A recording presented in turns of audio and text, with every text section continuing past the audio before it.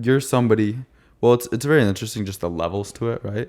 Because I don't know a stat, but I feel like the average kid our age is gotta be in debt. Yeah, you were saying that earlier. You were like the average kid. You were saying like think about the average kid our ages, and then like you got cut off or something. But yeah, it's probably negative. Like the average net worth of a kid our age is probably in debt. So relative, still like even just being in the pluses, you're above. But then there are obviously other cases with people that have like put in a lot of money, a lot of time on their own thing, and have been able to accumulate a lot more than everybody else. And you're probably one of those people, at least if you look at like statistically, right? So how has your experience of life been different since then? And how valuable is having the extra money at this age? And what doors does that open? It's a great question. So I would say one of the things that I've noticed have changed once, I mean, by the way, just like a disclosure, I don't make that much money. Like it's like you'll see like a lot of followers and you'll think this person like is raking in tens of thousands of dollars a month. That's not really what's happening. It's just like enough money to be comfortable as a student. But obviously a lot of students don't have jobs, and if they do, it's minimum wage. So it's like, okay, it's nice. Well, here, how about we answer this? Is it something that you could, if you weren't in college, could be your full-time job? This? Yes. Well, it depends on where you live. Okay. Well, the fact that it depends like says enough to like to give the perspective. Yeah. That's what I'm going for, I guess. So, but just having some sort of money, I would say, at this age has, I would say, improved my confidence for sure. And one thing that I love about it is I get to say no to things that I don't want to do. And I don't have to be like the average drone in college and, oh, I have to search for these internships and schedule 20 coffee chats to make sure I look good in this recruiter's eyes. I can just say, I'm not going to be your little B word. I'm actually going to do my own thing because I think my time is more valuable. And I feel like I don't have to, I feel like in traditional 9-to-5s, it's very difficult to scale up in your income. While in business, you will likely have a much longer start. But once you start scaling, your income will scale tremendously faster, like 20 times faster than it would inside of a corporation. So that's a perk of having a business. Your income is usually grows exponentially up to a point. And also another thing on that is if you build the business up and you get to a point where you're generating revenue, you can end up exiting it too. And then that way you actually get a check when you end up quitting at the same time, contrary to a 9-to-5. That's awesome about having a faceless brand. And I unfortunately can't do that with my personal brand because no one can take over Casper Capital.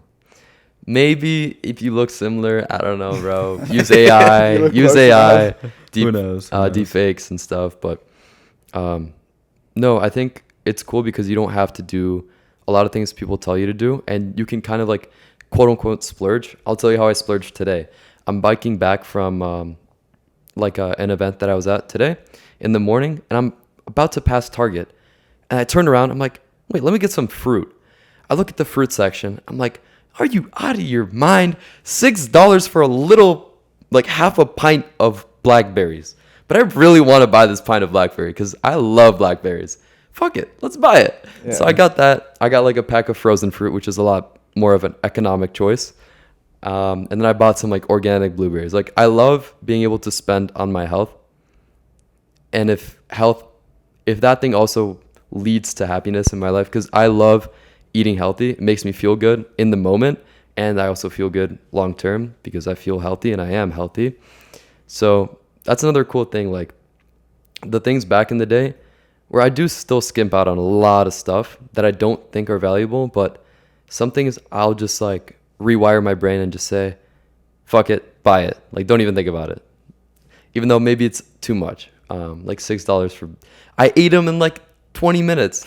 So it's not a good investment, you know, but just being able to do that kind of stuff is cool. Yeah. Also, like, I mean, you gotta. It's so like small, but it means a lot to me. Yeah. I mean, well, because I guess the gain from it is greater than just like the satisfaction that you get from eating a little thing of blueberries. Obviously, I guess it makes you happy in the long run because you're eating healthy. So then that $6 goes a lot more of a way than just Yeah, and I also don't spend it on stupid things that can hurt your health. Like, I don't buy alcohol. I don't pay for drinks. I don't like buy unhealthy foods. I don't eat fast food. I cook for myself every day, and I cook really, really good food, like healthy food. What are you cooking? Just real quick. Okay, this could touch on our little biohacking part too. The Casper Capital diet plan. So here's what I do. Here's what I eat in a day, basically. So the Casper Capital meal plan or diet is we wake up, we throw 3 eggs into a little pot, boil them for 5 minutes so they're perfect, a little bit moist on the inside. A little runny yolk. Yes, sir. And then we put 1.33 pounds of ground beef from Costco, organic grass-fed, on my pan. Takes about 10 minutes to cook it, nice and ready. And then you put the ground beef in a bowl, and you put the eggs, you take the skin off. You put them on a plate, salt it, season it, and that's your breakfast. I don't eat all of the beef at breakfast, but I'll eat it throughout the day.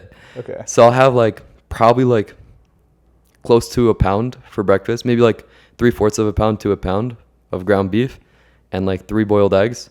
And that'll be my perfect breakfast. Oh, and I'll top it off with some green tea and some dark chocolate, 95% dark chocolate.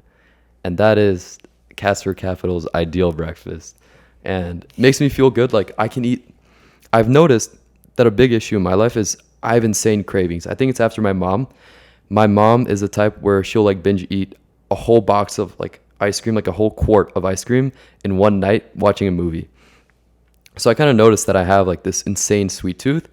So what I do to help that is I just eat so much healthy food where I physically can't fit anything more in my stomach. So when it comes time for my sweet tooth to come in, I can only eat a little bit until I physically can't fit more food in my body. So that's kind of my hack for myself. Okay.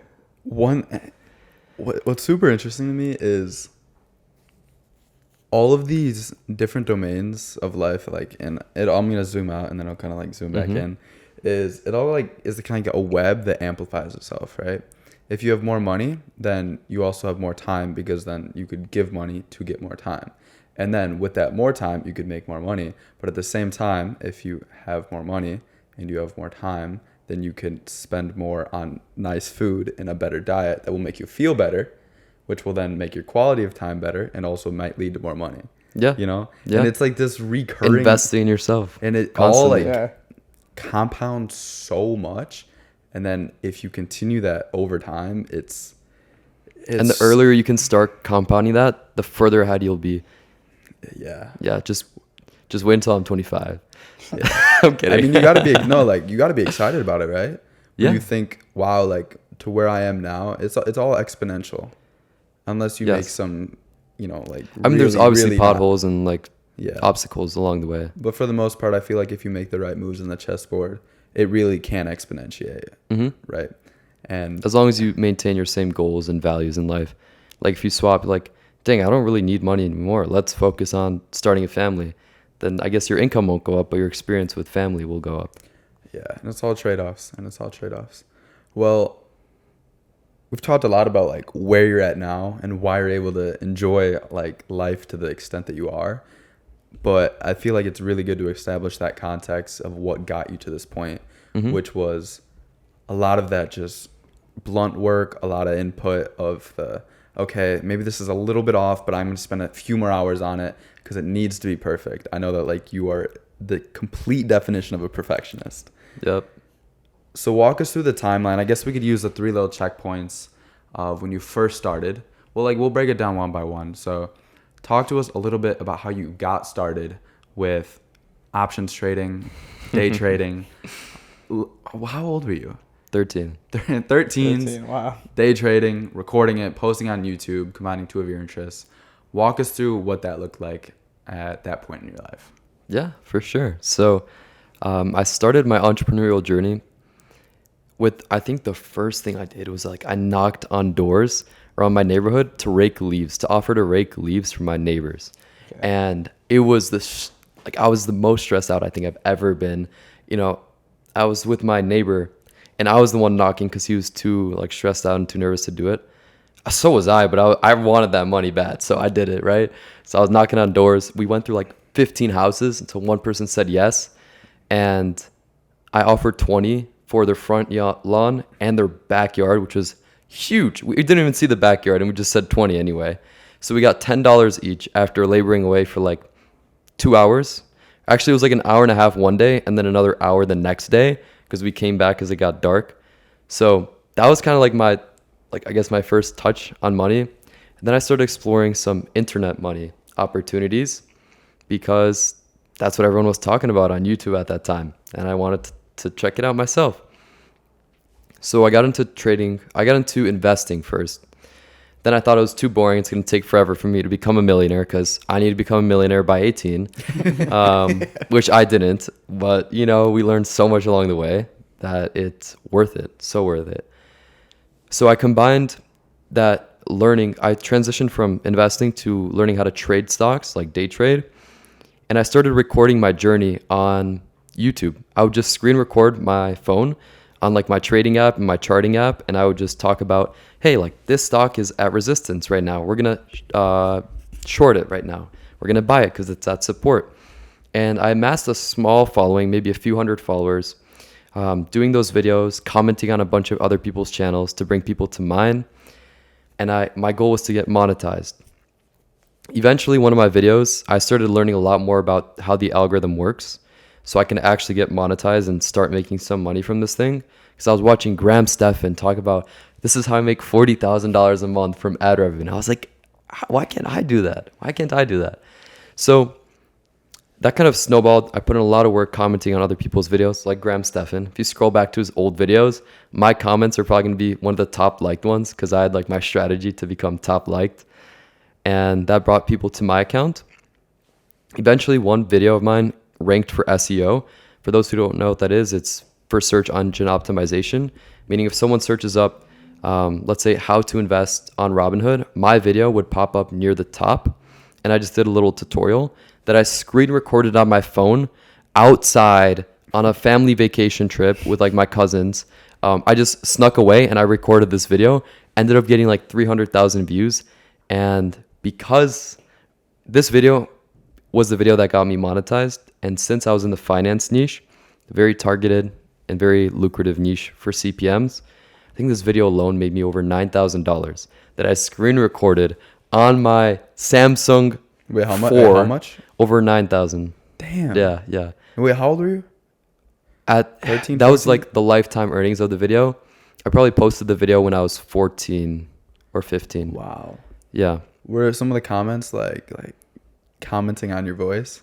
That's what I would Yeah. expect. But people, believe it or not, were so supportive in my comment section. I had like the same 10 people come to each video. And they're like, yeah, great stuff, Casper. Take a look at this stock. I've actually been investing for 40 years, and I'm investing in this stock right now. And I'm like, why are these people being so nice to me? Like, honestly, some angels on those first YouTube videos. So That's gotta be hilarious. You're like 14 years old reading that, and you're reading like, oh, I've been investing in it for 40 years. yeah.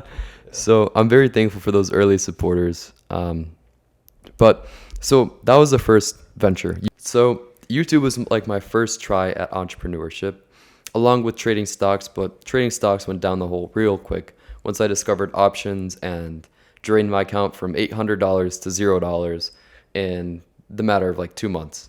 So that kind of flew out the window. How are we going to make more money to put into my trading account? So I stumbled across Instagram theme pages, and I was a total like anti-social media kid up to the age of 14. All my cousins, all my friends had Instagram. They had Snapchat. It was all like the popular thing. I'm like, you guys are so stupid. Why are you wasting your time? Live life in the real world. Don't use social media. I was kind of brainwashed by my parents and elders because that's what they were saying at the time. And I thought I was, and I was always there's like, a degree to truth in it, though. oh, 100%. But we could talk about that for a while. But Yeah. continue. But I think it comes down to also being like a parent pleaser. I've always been like a good kid to my parents. I've tried at least. And to other parents, like other parents would be like, why aren't you like Casper? I'm like, I'm just trying to be a good guy, you know? So I didn't really like social media until I found out I can make money on it. So one of my next ventures was dropshipping, through which I was like, I need to find a way to get traffic to my website to get sales. So I tried paid ads, but I also tried growing an Instagram account myself that I could take the people who watch my videos on there to my website where I'm promoting a product and get sales from there. So I tried that. Didn't really work. Dropshipping, my first try of dropshipping, probably lost like $100, $200. But I learned a tremendous amount.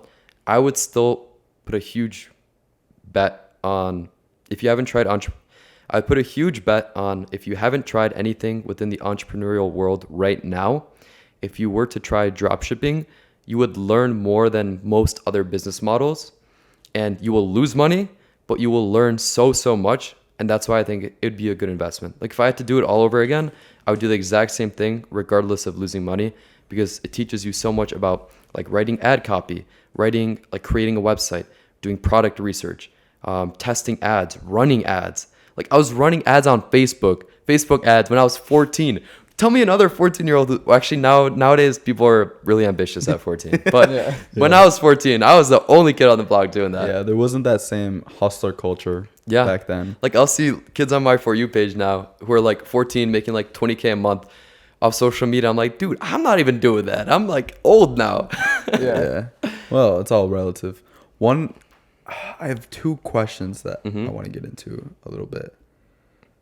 So when you're talking about that beginning of when you start, raking leaves, and then also the next different like e-commerce, like different ways you explored in entrepreneurship, considering you were so young, when you're younger, you have this blind optimism and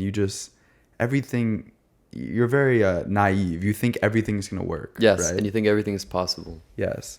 Do you think that was a great positive that from starting early was that naive, like, oh, I can accomplish anything that I want? And even though that may not be statistically correct, that the majority of people do fail, the fact that you're young and have that naive belief, like having that naive belief in and of itself is a great skill or something that propelled you forward. Yes, I would say 1000%. Yes. As a kid, I remember my parents telling me, oh, you're listening to these stupid internet people. They're all lying. They're all just telling you this because they're trying to manipulate you. And as a young kid, I was super naive. And I would say to this date, I guess I'm exposing myself. I am very easy to convince for stuff. Like I'm very easy to sell. Like you can hop on a phone call with me and in an hour, I can be starting a new business that'll last the next 6 months. Like I'm really easy to sell. But I think that is also part of the blind optimism that will get me to do things that other people will overthink for way too long until the point that they never do it. So I think blind optimism was a beautiful thing. And I remember telling my parents, I'm like, Mom, I'm going to be a millionaire by the time I'm 18. Watch. I didn't become a millionaire, but by the time I was 17, I generated over $100,000 in revenue from Instagram, which was good. It's not $1 million, but it's good. I lost all of that money. Well, like 90% of it in crypto the following year, but just being able to make that money just showed me proof of concept that it's possible. And it actually motivated me a lot to, I guess when your back is pushed up against the wall, you're going to work harder than if you're sitting comfortably. So, I mean, if I did have like that money now, at that time, I probably would have progressed slower than I did just starting a whole new business model and just ramping it up over the next 2 years. But yeah, I mean, I think blind optimism is something you should have going into a business, because I'll give you an example right now. If I knew what I knew about my current business, my personal brand, about finance, all the work that goes into it, all the intricacies and all the things you need to do, the thought process, the systems, negotiating with brands, getting screwed over by brands, which you guys just saw this like a few minutes ago. I was getting messages from a brand and they were talking about like some minor things that they screwed up that they tried to put on me, and now they don't want to pay me out. Like if I knew all of this going into it, I probably would have just not even started it because I would have been like, that's way too much work. That's too much. So I guess there is a good thing about like this whole entrepreneurial space on the internet, even if they just show you the good sides, because it'll motivate you to actually start it. And then you'll deal with the bad things when you're already in it. You're not going to drop a good business just because you run into a small roadblock. But if you know all those roadblocks are going to exist, you don't know the good side of the business, right? So I guess it's a trade-off, but I would say it's a good thing to have. Yeah, it's almost like you're already in like halfway. Mm-hmm. Like you're not gonna stop now. Might as well keep going. But if you know it's coming, then like you're obviously not gonna be as inclined to Exactly. kind of start in the first place. So let it hit you and let it hit you hard. Yeah. Yeah. I mean, I always think about like the question that I asked. I always think about that theme, and sometimes it's good to believe something that's false, you know, at least in my mind, because that false belief might lead me to true success. You know, and there's like the little juxtaposition there, but it's something that I try to implement all the time, and it's, I don't know, yeah, just like a little theme that I think about a lot. But okay, so we talk a little bit about your beginnings, your 13, 14, 15 stages, but there's still a long way to go in bridging to where you are now, right? So I guess fill us in on how did this Casper Capital brand start, and how did you get into Instagram, like face content, and how did you get that belief that that was a journey worth pursuing, I guess. Mm-hmm. Yeah, that's great. We can definitely dive into that. So to bridge the gap, I guess we ended off on like dropshipping. And what that dropshipping experience taught me was that Instagram theme pages were a great business to start, because when I was trying to get traffic to my accounts, when I was trying to get people to my website, I had to pay these Instagram theme pages, like these 100,000 follower cat accounts, to post an ad for my product and get people to go to my website. I was like, I'm paying these people like $100 a week for this. Why don't I just be the person who sells the ads with no obligation to make sales? And I just collect. It's like being the bank. Like, you don't care what people do with the money or what people do with the traffic. You just collect the money. So I started a few Instagram theme pages, failed at first, found a mentor. That mentor just showed me the ropes, and I literally exploded once someone just who was in the game and they understood the game just gave me a tiny bit of advice. I went from a brand new account to 30,000 followers and growing by 1,000 followers a day in 2 months. It was at like 34,000 followers. Got scammed out of that account, completely lost it. And that was like, I think I was 14 at that time. So I guess I was starting and doing a lot of businesses at the same time. The average was juggling 3 businesses at a time, which another lesson from that is do one thing at a time, and go all in. Don't do 3 things at a time. Less but better. Yes, exactly. Essentialism. The book over your right shoulder. Yes. So I was doing a lot of these businesses. Instagram theme pages was the first major success for me. And within that account that I started, I think I made like $400 or $600 the second month, but like right before I got scammed. And I was like, wow, there's actually something here. Like $400, $600 is a lot to a 14-year-old, especially if you can't even get a job yet, right? So Yeah. like getting this kind of money from the internet, it's magic money, bro. So I didn't really like spend any money. I just saved it, but got scammed out of that account. But since I knew the ropes, I just started a new one. And then I grew that really quickly, taught some of my very close business friends inside of high school.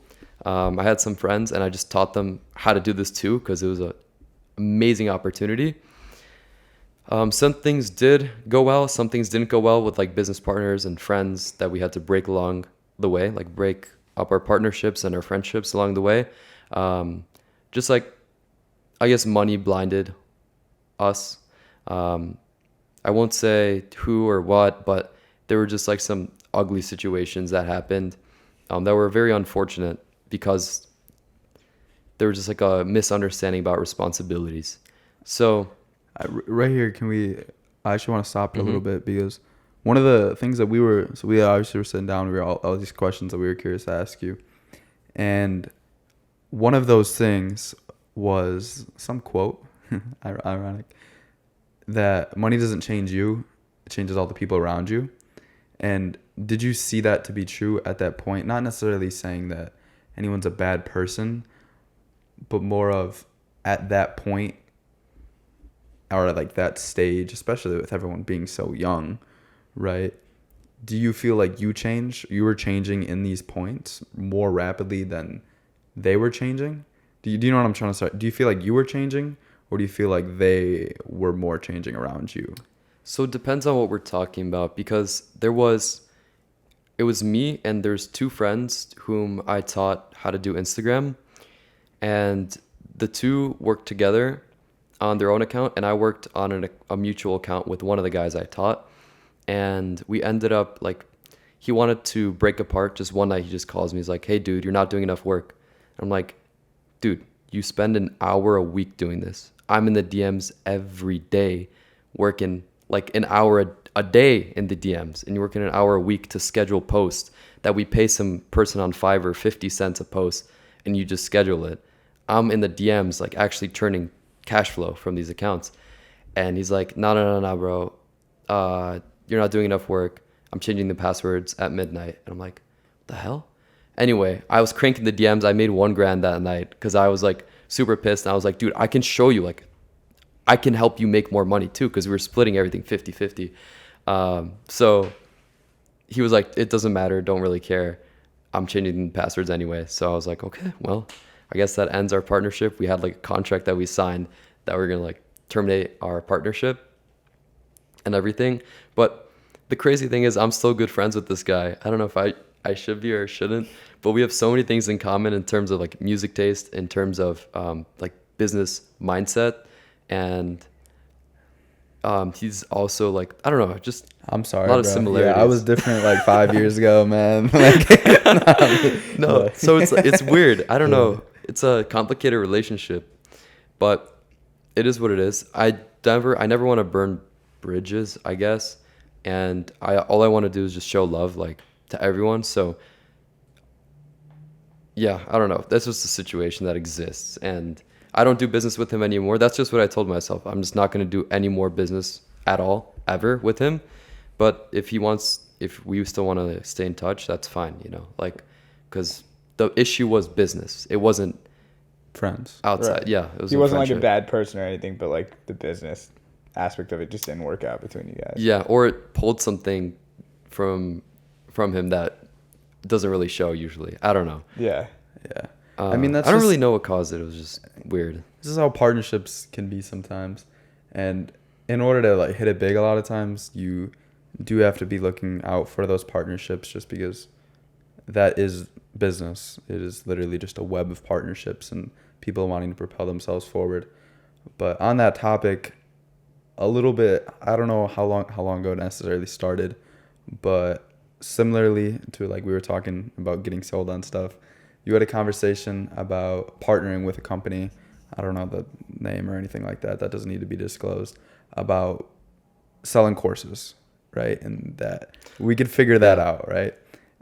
Take us through, I guess, how that partnership formed and some of the lessons you learned from that you took from there. And you're like, okay, now maybe I need to be a little bit more cognizant of where I'm putting my time and my energy and what exactly is an opportunity and what might be a distraction. Sure. Do we want to bridge the gap between theme pages and what I'm doing now, or at least give people a brief? Yeah, I was gonna say that's a loaded question, but before you even answer that, maybe like tell us a little bit about like the motive of why you wanted to do that in the first place, and whatever else you want to add to kind of bridge that gap. Sure. And I think if I finish off with the Instagram, it'll give a good understanding of why this. So Instagram was going great. We sold advertisements on our accounts. Main way to make money, making $1,000 to $2,000 a month net, which was beautiful as 15, 16-year-old. Awesome. But then COVID hit, and I'm like, well, let's do something more. Let's scale. So I wrote an 80-page ebook on how to grow on Instagram, because you just dropped that like 80 pages. I mean, I guess like you saw the potential. It was everything I knew about Instagram that I learned from other people and myself and my experiences. But at that point, I was cranking out new accounts in the business space, growing them from 0 to 100,000 followers like clockwork. Like it would take me 4 to 5 months to grow from 0 to 100,000 followers. So like, yeah, less than half a year. And I was like, this works. This makes me money. Why don't I just teach people how to make money and make money with that? That was the golden goose. So I wrote this ebook, created a funnel, learned how to like build a landing page, the sales behind it, writing copy. And I promoted that to my audience, sold like crazy. First time I posted one single Instagram post about it, it made like $240 in sales. And I was like, okay, this is nice. This is nice. And then I didn't want to saturate my audience, so I used other people's accounts to promote it. So I would pay someone like $30 to post this ad for me, and I'd make back $300. I was like, whoa, this is kind of cool. So I ended up just working with a lot of other pages, and I would spend $50, make back $400. I would spend $20, make back $200, right? It was like an insane return. I would say the returns were between 5 and 10x of what I was putting into the ad. So it was like a cash cow. And that helped me scale my income from the 2,000 a month up to, we did 5,000. By we, I mean me. I did 5,000, 8,000, and then 1 month I crossed over $10,000 in revenue, which was huge. I remember it was June 20, I don't know if it was June 2020 or June 2021, but it was a milestone month for me. And from there, things went up to like at max like 15K, but it was just hovering between like 8 and 15. But it wasn't all profit because I was still spending on ads, software costs, etc. So I learned the lesson that I would make a lot more money if I taught someone how to do something rather than doing it myself. I was like, I could start 10 of these new accounts every month and try to do it all myself, or I could teach people how to do it where you have more leverage over your time and make more money that way. So I decided to take that route, and it yielded fantastic results. So now fast forward to now, I have a personal brand that I talk about how to save money, how to invest, how to build credit, all things personal finance. And I've grown this brand from 0 to 1 million followers in a year. And it's been less than 2 years since I started. And across platforms, I'm at over 3 million followers. So it's been growing exponentially. But because I know how to grow these accounts and I have a lot of experience, and it'll be like, my friends will ask me for stats like, oh, how did this video do for you, by the way? And what are your follower growth stats looking like? I like send it over, and it's like, dude, 130,000 followers in a month? I'm like, yeah, that's all right. Like that's nothing crazy for my account. And just seeing like those kinds of reactions was like, okay, I have something valuable here that people will probably want to pay me to learn. So with that knowledge in mind, I decided to create a whole program where I teach people A to Z how to start their own personal brand, how to become a creator themselves. So it goes from everything from choosing a profitable niche to setting up your accounts, optimizing them for SEO, branding, aesthetics, to researching viral videos, recording, editing, all the editing optimization strategies, how to post like specific caption, hashtag strategies, these super cool retention hacks that can get people to watch your video for longer than usual. Like these are these super niche hacks that like either I had from my experience or people within my circle have tested and worked really well. So I had like pure sauce. And then we go into monetization as well, how to make money from brand deals, how to reach out to them, my personal brand deal template, like email that I send to people, to brands. I was like, we got a lot of value here that I could share with the world. So let's monetize it. So I ended up partnering with a group of guys from Canada, and I don't want to say anything negative about these guys. Like truly, I think their hearts are in the right place and they've been great. Like people, I feel like they're great people, but it just seemed like some things were off between our communications. Like at first it was phenomenal. It seemed like everything was working well. Turns out that it was two partners that ran the whole company, and they had some internal conflicts. And I was talking to someone else who was working with them, and they said they weren't paying people out, like videographers and editors. They also mentioned that they're not giving the person who created their course access to the course, access to the videos, access to the payment processors, which was all kind of like fishy for them to be doing them to them. But to me, like I had access to the payment processors, I had access to the videos, I had access to everything. But seeing them doing it to other people kind of scared me that that might happen to me as well. So before we had probably our biggest launch that we were going to have, I just backed out and I said, hey, like guys, I just want to terminate this agreement. I just said someone from families, I need to take care of someone from family, made up some excuse. Because I didn't really want to tell him why, because then that'd draw more conflict. So I ended that partnership. I have the whole like content still, right? All the content, how to become a creator A to Z. And I haven't touched it since November. So between now and then, I've been scheming something new. And I found a new partner, this time it's one person, to help me take this value and bring it to the world. And I guess we can kind of dive into that if that sounds interesting. Oh, well, yeah, I'd love to in a minute. I want to hear too. One little piece of your sauce that I love is I watched some video because obviously Casper's reels were on my feed before I even knew who he was. And again, they're still, now that I know who he is. I remember I watched some video last summer and it was, I don't remember what it exactly was about. I think it was about vacations. And one of the places was Colombia. And he spelled it wrong. And I'm like, this idiot. Casper's an idiot, bro. And I go to all the comments. They're all clowning him and say, like, spelled Colombia wrong. Just, like, go on my day, whatever. And then we're sitting in a presentation for Reach that he was giving, which Reach is pretty much an Oregon campus social media organization. Just about, again, I guess the spark notes of all of that value that you could provide. And one of the big pieces is spell things wrong in your videos, because then it gets people to comment all up in your comment section, and then it just helps the algorithm blow up your video. And I'm like, I was the idiot. Damn. I'm like, damn, bro. He was one move ahead of me. But that was one little story that I always find pretty funny. I do want to dive a little bit into the strategy and tactics, I guess.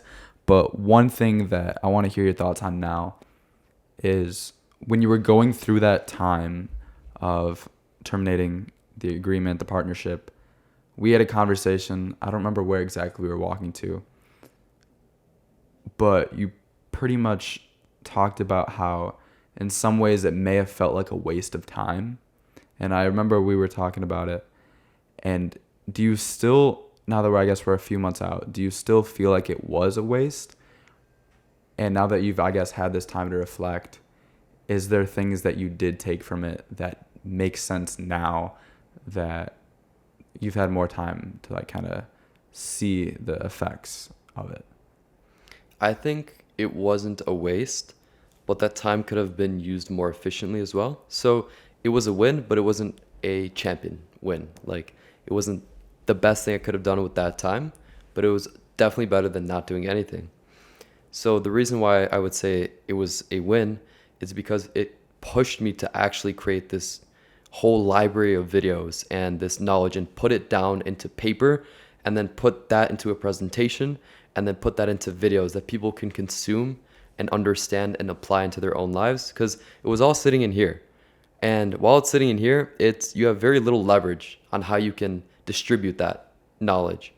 But if you can put it down and produce it, you could have a lot more leverage on distribution. So I would say it was a win because it got me and it pushed me to actually do it, make videos on it, and teach people it. But if we did have a successful marketing approach, and I had a different maybe group of partners, or even the same if they just didn't have any internal conflicts. Yeah. Just maybe like a few months earlier before there's conflict, we could have done insane numbers and crushed it. But since whatever happened, can't really change it. So you just do the best with what you have and move forward. The other thing is, you don't really know if it's a true win or loss, and nothing's ever the binary win or loss. That's how much of a win or how much of a loss is it. Because what if now that you've gone through this, in a year or two, you end up not doing a deal that would have got you fleeced out of like thousands, hundreds of thousands of dollars, you know, and you'll never really know because the time, like how good or bad an event is depends on when you're looking at the event, you know? Yeah. Yeah. But I think it's important to also have good judgment.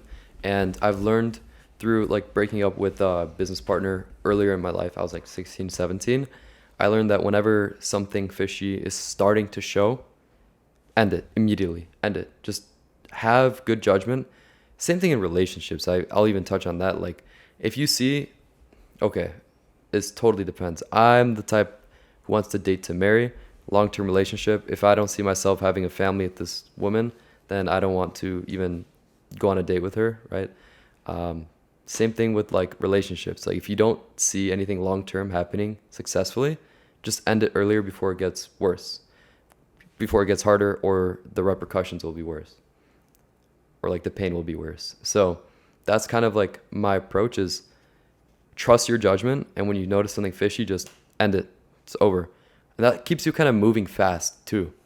So you don't waste time moving slow in things that aren't helping you grow.